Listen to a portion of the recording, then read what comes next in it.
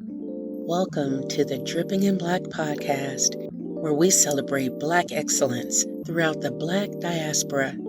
Here's your host, David V. Lewis. What's up, good people all across the world? This is the Dripping in Black podcast. I am your host, David V. Lewis. And per usual, we have another fantastic guest who represents Black excellence across the world. Today's guest is Dr. Tonya Mitchell-Spradlin. Dr. Tonya, say hello to the world. Hi, it's so happy. I'm so happy to be here. Thank you for having me on, David. Pleasure is ours. So, per usual, we like to begin with our guests telling a little bit about themselves. So, who is Tonya Mitchell-Spradlin? Well, I am a college band director. I am very happy to be a college band director because it's actually the only thing I've ever wanted to do my entire life.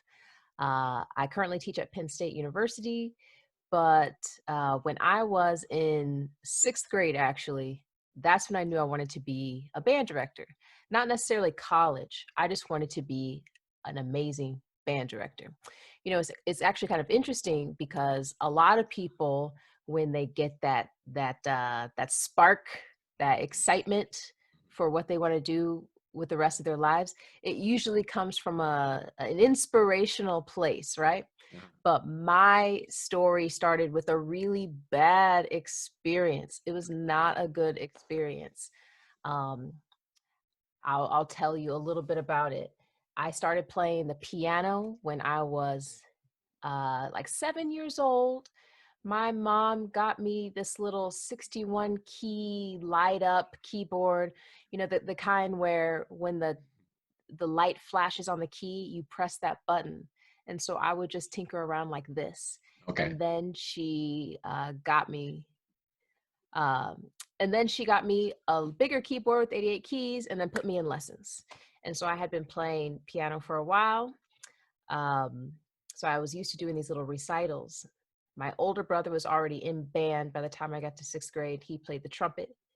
Mm-hmm. And he said, "You can't play a brass instrument. I have the brass family. You have to play a woodwind instrument."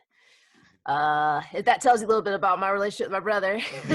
So I picked a woodwind instrument, I picked a clarinet, and I would practice and practice and practice. And I was so used to doing these recitals for my family, and it sounded so bad. Nothing sounded good, no matter how much I practiced. And then I found out from my brother, not my teacher, from my brother, "Hey, Tonya, whenever I watch people play the clarinet, they wet the reed first, and then they put it on the mouthpiece. That's how you have to play a woodwind instrument." And I wasn't taught to do that. Wow. And then finally I did it, and I could play.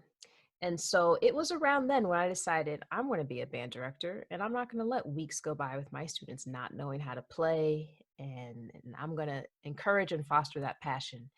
And so in 6th grade, that's when I decided I'm going to be a band director specifically. Wow. That is some story. That is some story.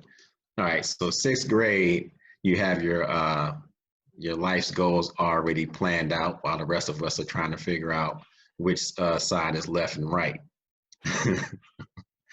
All right. So now you are a doctor. You are the director of Wind Band Studies at Penn State University. I have to say this, go blue. But yes, that's right. We are. No, I meant the blue and amazing blue, but oh, no. I thought you were talking about our Penn State blue. No, you can't be doing that, David. There's only one blue around here. But so I'm curious, how do you get from 6th grade to a doctoral program? What happens along the way there? Yeah, a lot. And for me, it was a lot in kind of a short period of time because I'm 32 and I teach college. And many of my colleagues and friends around the country are not my same age. Yeah. And so I wanted to be a band director, so I just kept practicing and practicing and practicing and learning new instruments. And so when it came time to apply to go to school, it was a no-brainer for me. I'm going to music school. I'm going to get a music education degree. I want to go to the best school that I can get into that I feel like is a good fit for me. And so I'm from Atlanta, Georgia. Um, that's Wow. kind of a lie because for people who know Atlanta, I'm actually from Lawrenceville, Georgia. But I say Atlanta because nobody knows where Lawrenceville is, but it's about Okay. 20 minutes north of Atlanta. Okay. And so I was prepared to leave the house. So I was ready to go out of state. And so I went to school at Indiana University in Bloomington, Indiana. Go blue. See, we're going to have a problem. So I went to Indiana. I had the best time. I loved it there. I felt like I got good education. But I had spent so much time teaching in Indiana schools. I did not like the aspect of competition in the music setting. And so like the concert ensemble, the one that taught me at 6th grade that I wanted to be a band director, I really felt strongly as an undergraduate student that that should be a place to develop skills, strengths, joy, passion. It shouldn't be a place where 15-year-olds are competing with other 15-year-olds to be the best. They should be showcasing their skills for one another to say, wow, that was really great. And so Indiana kind of has this culture where there's like some competition in the festival setting, the evaluation setting for bands. And so I didn't want to student teach there. And so my school had this cultural studies option where I actually student taught on the Navajo reservation in Kayenta, Arizona. And so I tried to get a job out there and stay, but I wasn't able to find a job teaching band. So at the last second, I mean, all my friends had jobs before I did. In fact, I used to travel around with a suit, a full suit in my car, hoping that one of these hundreds of jobs I applied to would call me and ask me for an interview. And I could say, yeah, I'm ready. I got a suit in my car. When are we going to do it? And I remember there was a problem with my car registration back home in Georgia. And so I drove down from Indiana to Georgia. Of course, I had a suit in my car. And right as I was about to leave, my car was running and I was just going back in to hug my mom, say goodbye. And I got a phone call from a number I didn't recognize. And it was a high school asking me to come into an interview the next day. Wow. So I took that interview and I was fortunate to get that job. And I loved that job. Oh, I loved those students. I taught that high school, Chamblee High School, for 4 years. And that was the same zip code as Atlanta. So it was really close to Atlanta. While I was there, I did my master's degree in music education at the University of Georgia because I could keep my job and take classes over the summer. I lived in Athens over the summer and I could drive back and forth to additional classes. And it was also while I was there that my first conducting teacher, when I was an undergrad, he had become the director of bands at Kansas. And I liked his philosophy. It was all about building excellence in young people in a relaxed setting. Like it's okay to laugh. It's okay to be vulnerable. It's okay to be a human being and still make good music. So I left to study with him for my doctorate. And, you know, once you get that doctorate, you want to keep doing things at that level. And that's what led me to teaching college. So I taught at Valdosta State for 1 year, and then I taught at the University of South Carolina for 3 years, and now I'm at Penn State. Wow. So that's great. That's fast tracked, right? It's easy for me to say, but it seems like a fast track that you were able to jump on and get to where you are. So I'm curious about what kind of challenges you faced as you got into the position of director. So you're working your way to that position. What kind of challenges did you face, and how did you overcome those challenges? I'm trying to think where to start. Uh, let me start with like this mental shift that I had when I was growing up outside of Atlanta. So I'll start by saying one of the challenges I had was just viewing myself differently Okay. and not really Yes. being aware that I needed to until the time came that I needed to. Mm-hmm. So I grew up in an area that was really diverse. I mean, it was not uncommon. I was never the only Black person in class. I was never the only Black female in class. We Mm. had um, Vietnamese students in our class, a big Vietnamese population, a big population of students from Thailand. There's just an interesting like hodgepodge of people.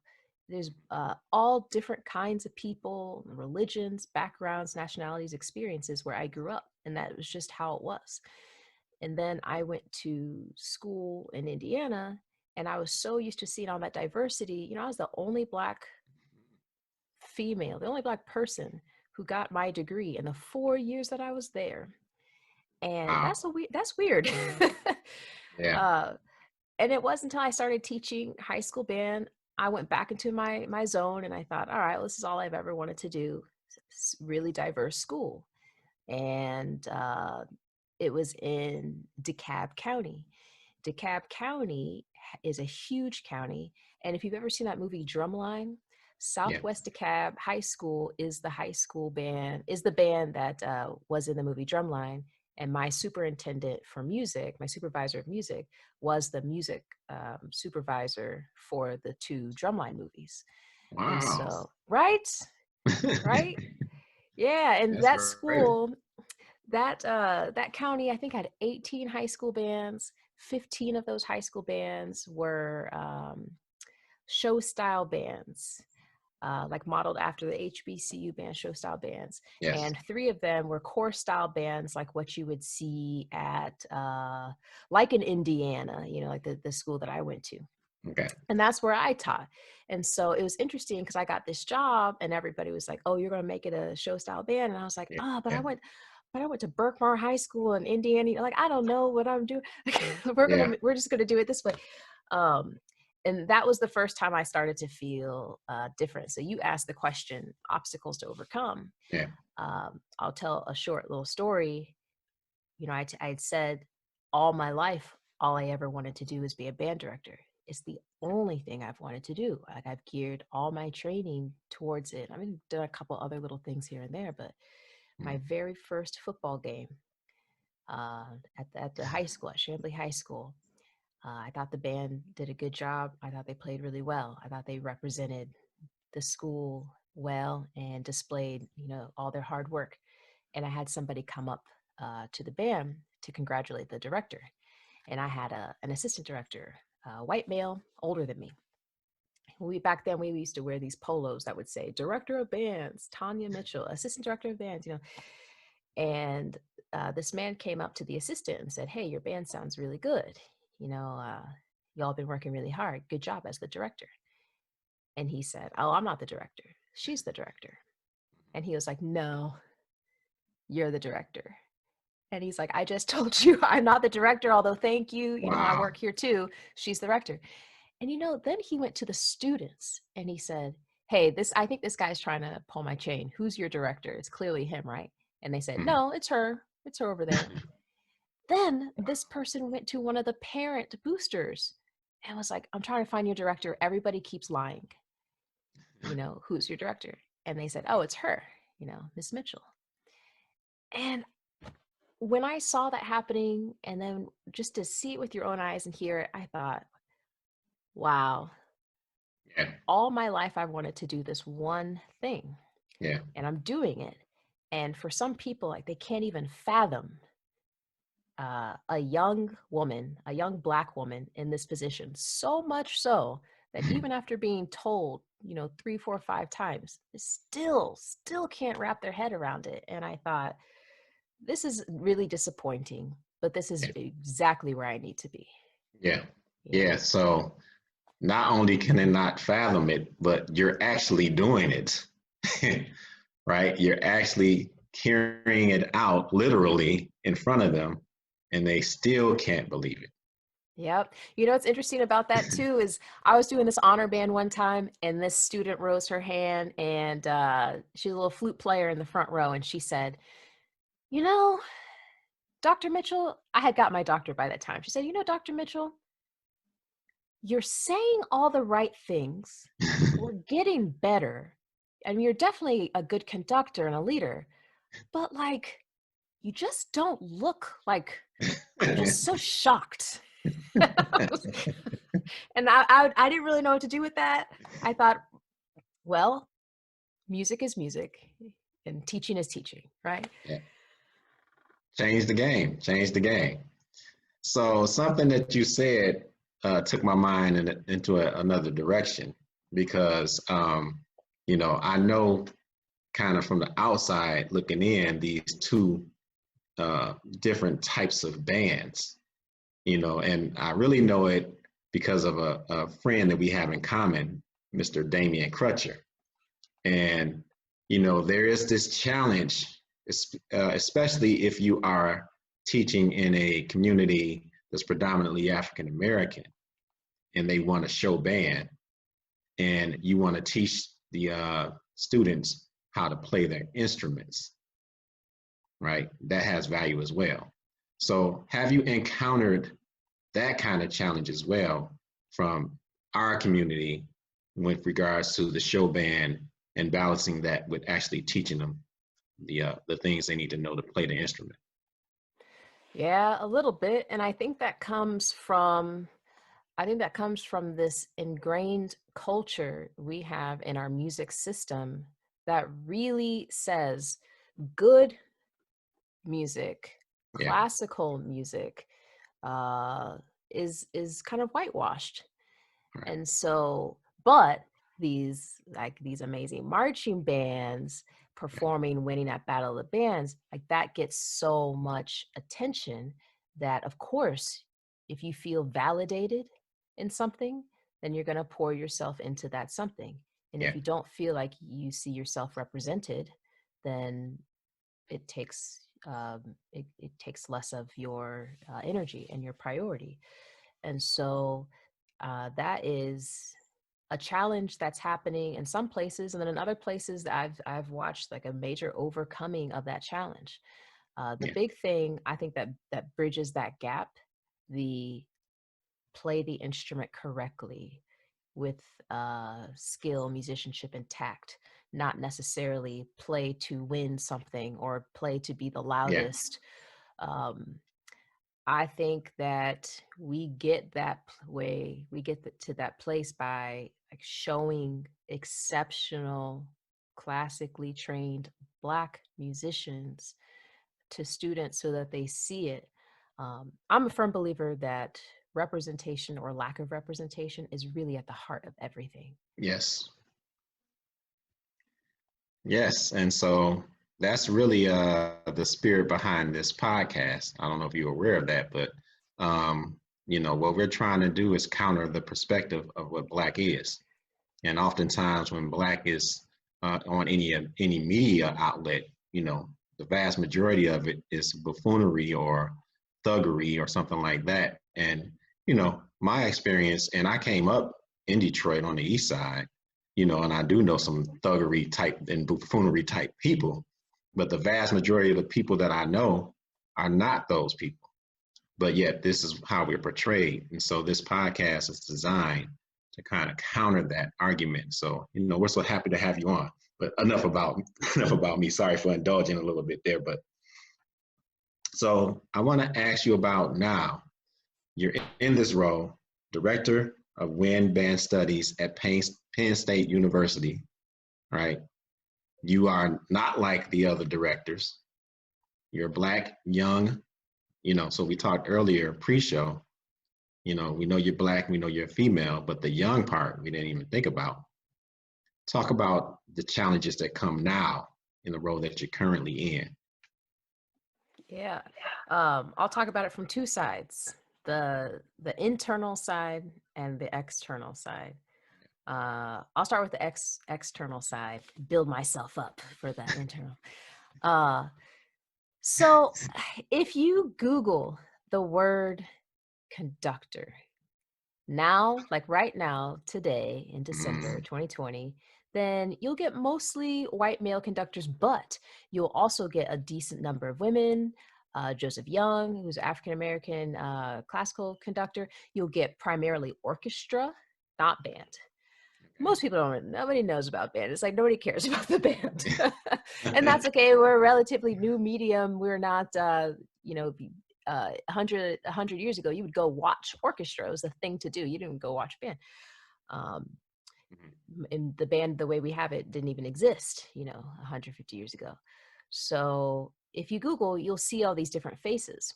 But what's interesting is in March of this same year, I did a Google search just looking for conductor, and there were no women and there were no people of color.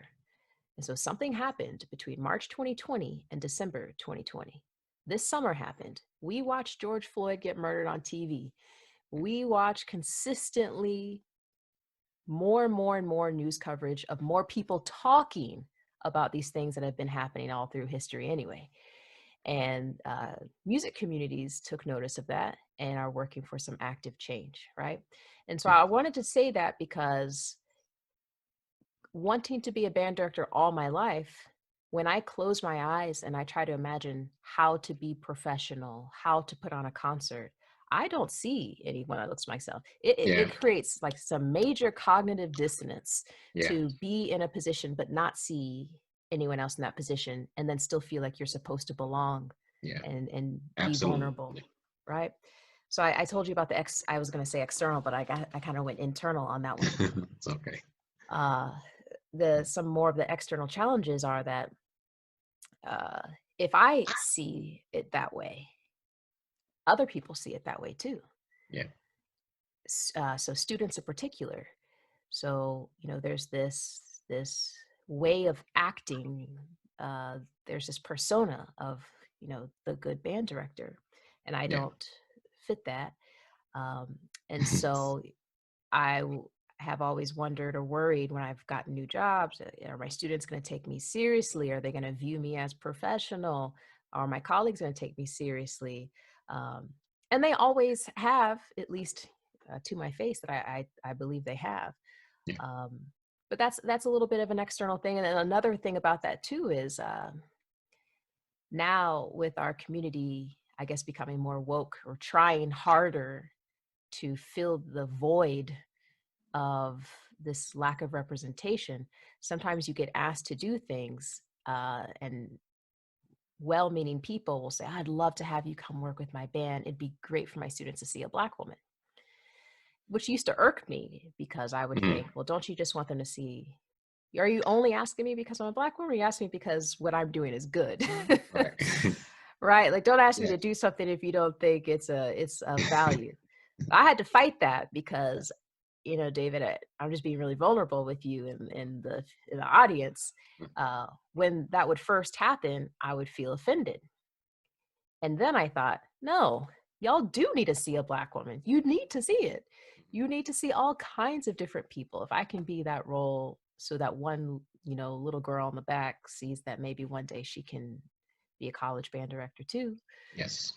Then that's important. Yeah. So I kind of merged the external, internal together. Yeah, you skipped over the internal a little bit though. So was there more there about the internal?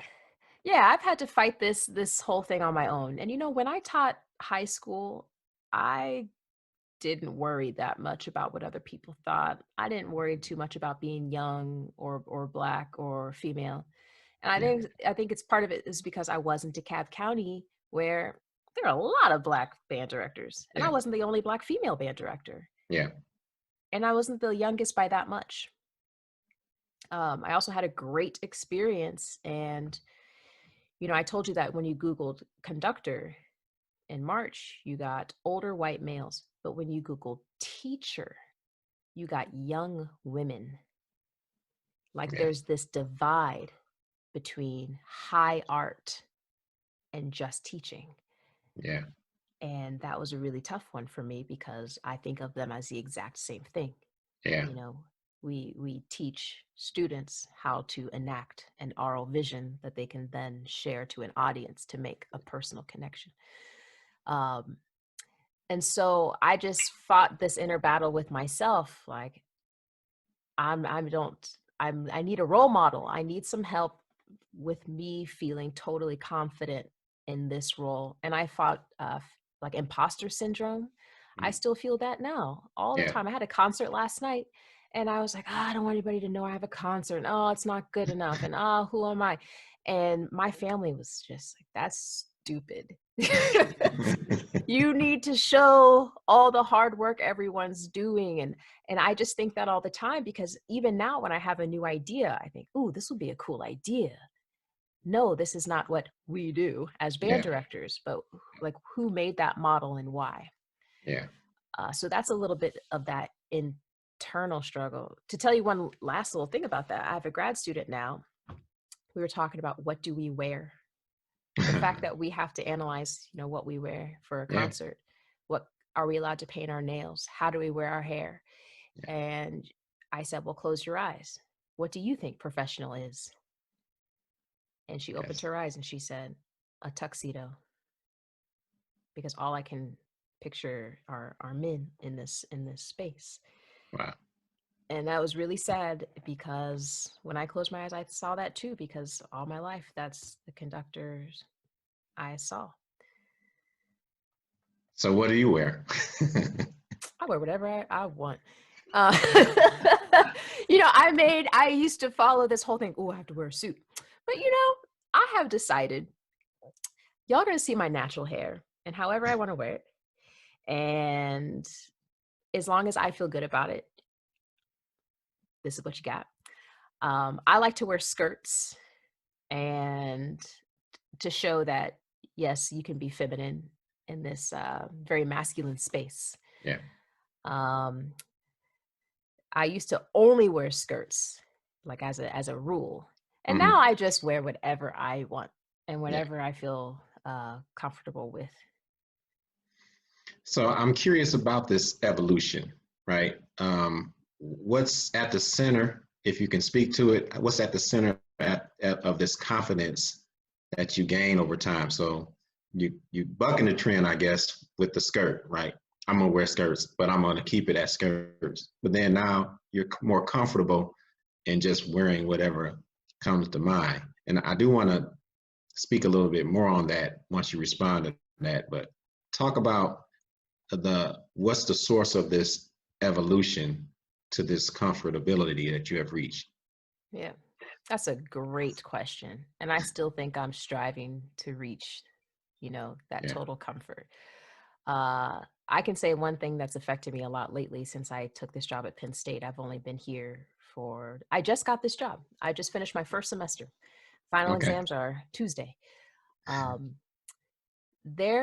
Somebody did a study and they found that there are fewer than 10 Black female college band directors in the entire United States, period.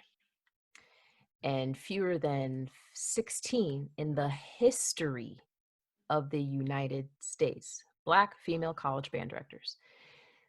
I'm the first Black female college band director at a D1 university in the history of the United States. And so that, I don't mean to say that to be like, ooh, look at me. I mean to say that because I talked a lot about representation and this shift. Yeah. And I've always thought, I need to do these things to be accepted in this field. Yeah. I have to dress this way. Makes sense. Right, Yeah. And then it really started to sink in.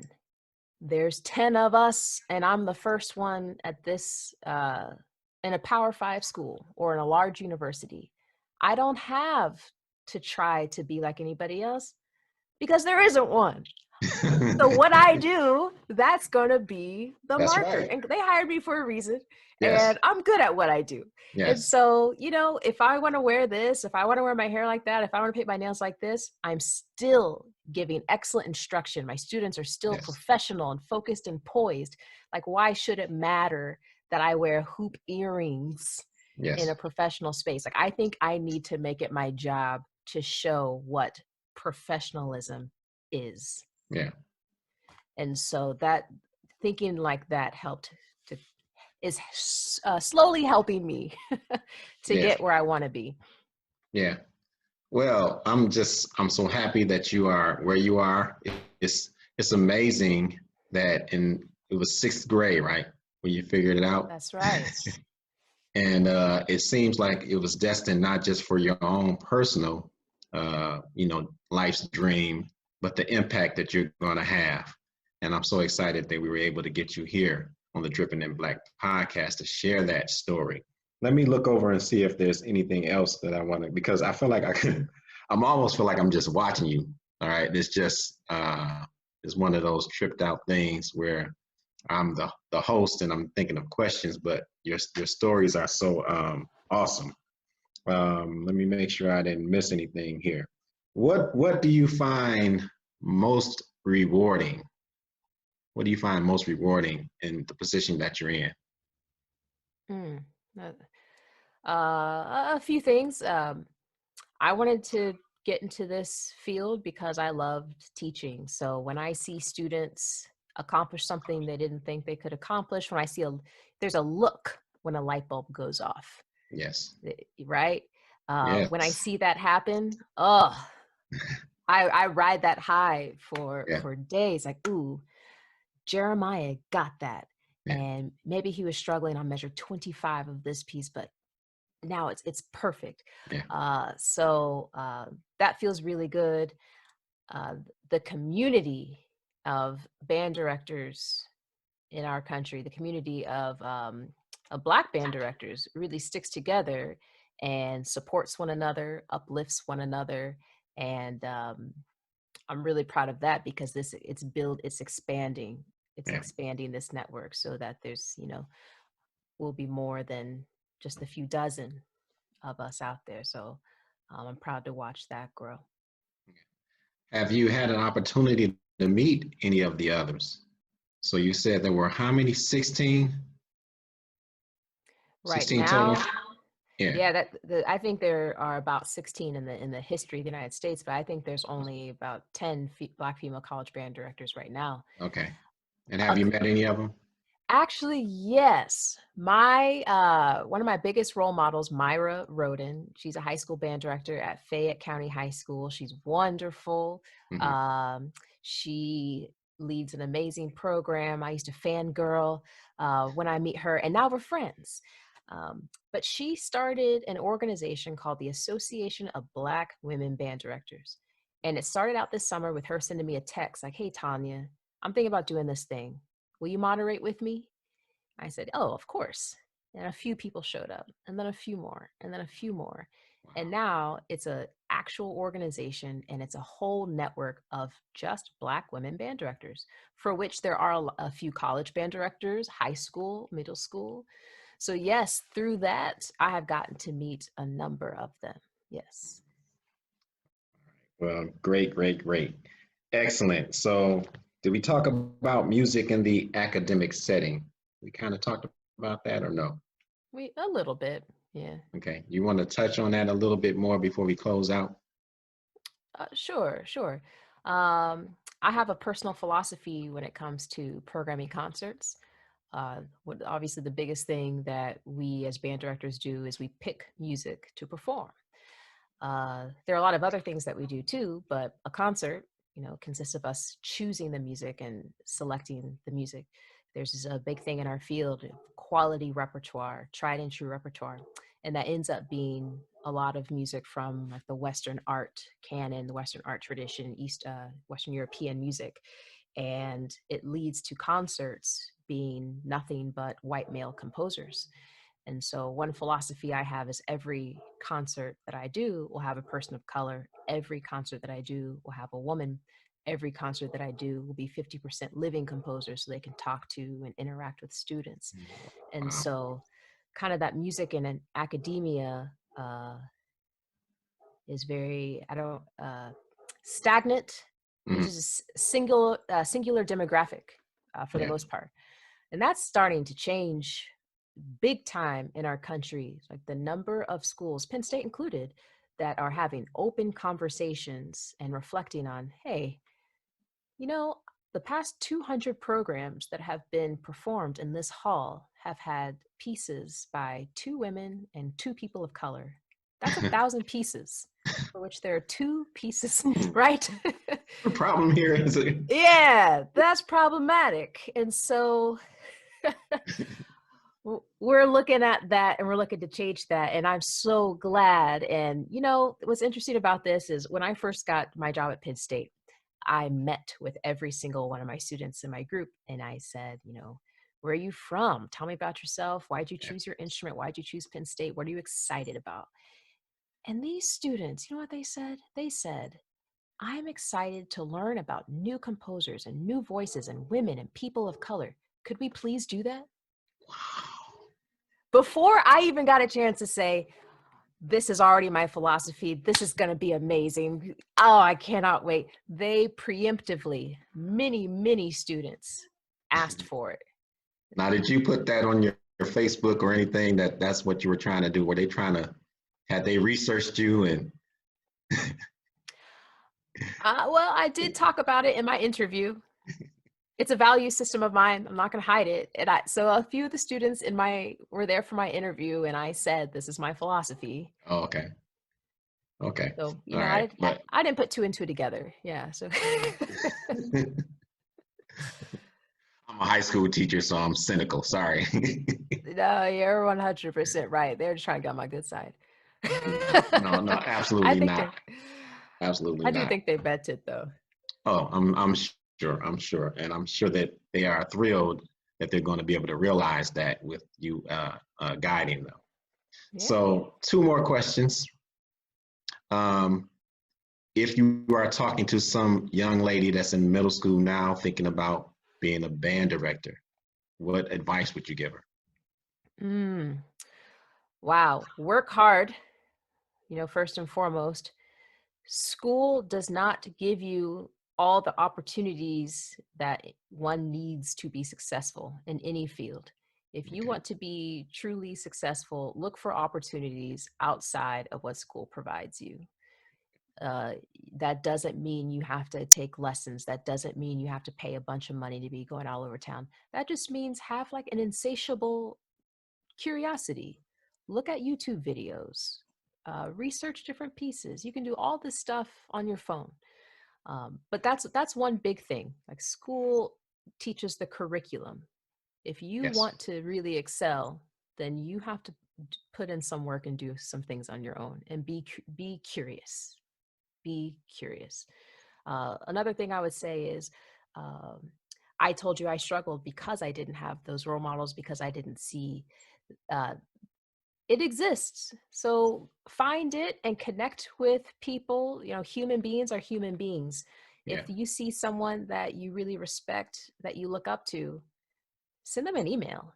I bet they'll respond. Wow. Yeah.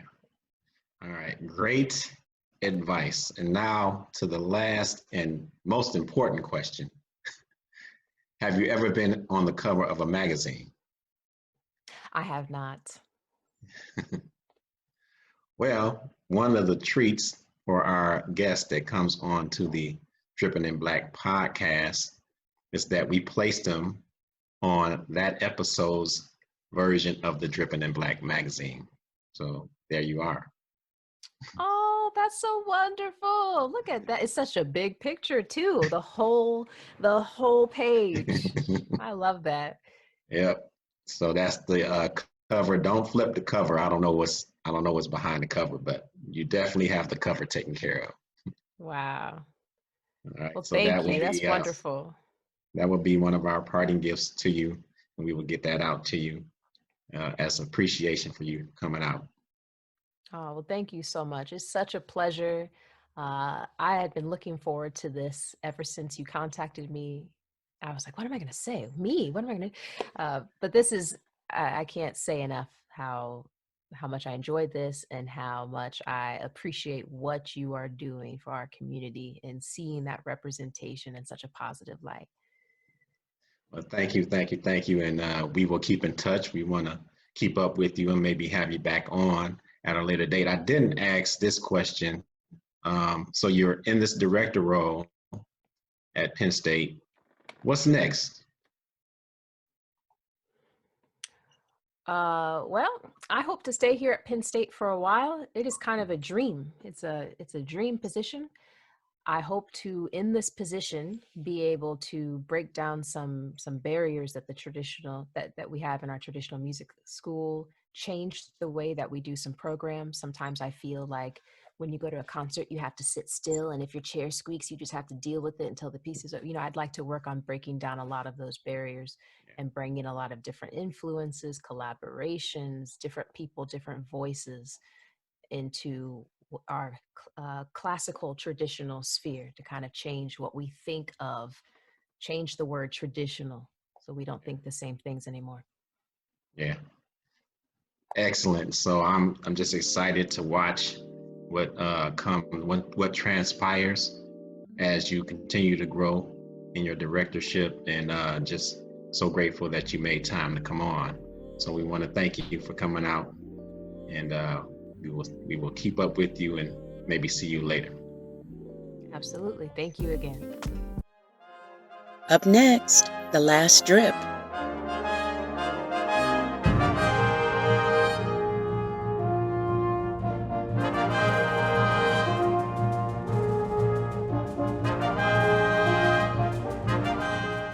A Dripping in Black thanks to Dr. Tonya Mitchell-Spradlin, who is, in my humble opinion, a budding superstar. She has the passion, mindset, determination, and skills to reimagine traditions in the world of conducting while inspiring generations to come. So looking forward to seeing what the future holds for that young lady.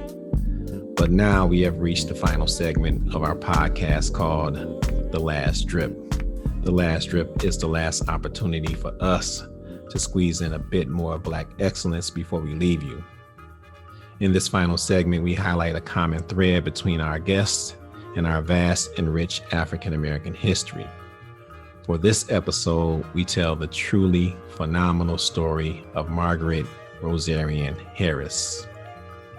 Margaret was born in Chicago in 1943, and by the age of 3, she was already a prodigy on the piano.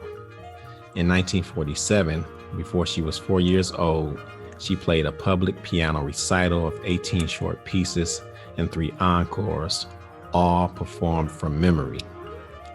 Days before she would turn 4, she went to court to get the right to pursue a professional career. She had been taking piano lessons for less than a year, but had already mastered several pieces of music. She was reading music before she was reading print. She was also said to have perfect pitch, meaning she could recognize any note upon hearing it. Margaret performed concert tours until she was 6, during which time she took a break to attend school. At the age of 10, she performed with the Chicago Symphony and won a scholarship to the Curtis Institute in Philadelphia. At age 12, she was enrolled into one of the world's premier schools for the performing arts, the Juilliard School. She eventually earned her bachelor's and master's degree from the Juilliard School.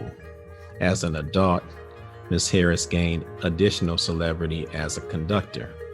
In 1970, she became music director of the Broadway musical Hair, in which she commanded an orchestra of 7 males, all of whom were older than she was. Margaret was the first Black woman to conduct the symphony orchestras of Chicago, Detroit, Los Angeles, St. Louis, Minnesota, and 11 other American cities. Margaret Rosarian Harris, like this episode's guest, Dr. Tonya Mitchell-Spradlin, was motivated at an early age to follow her passion into a profession in which she transformed traditions and blazed a trail for future generations. Her remarkable story is this episode's last drip. For more on Margaret Rosarian Harris, check out newspapers.com, LADailyMirror.com, sfgate.com, and bibliolore.org. My thanks to all of these websites for the knowledge. And as always, at this time, I implore you to get up on the vast and rich African American history. It is out there for those of us who seek it. All right. And at this time, as always, I implore you to be good, be good, be good. It is a choice.